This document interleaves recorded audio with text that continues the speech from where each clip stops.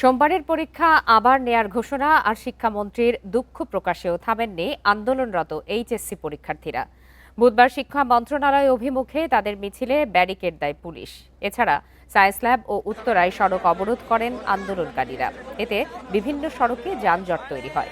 টানা বৃষ্টি, জলাবদ্ধতা ও দেশের বিভিন্ন এলাকায় বন্যা পরিস্থিতির মধ্যে এইচএসসি ও সমমানের পরীক্ষা নেয়ার সিদ্ধান্তের প্রতিবাদে তাদের এই কর্মসূচি।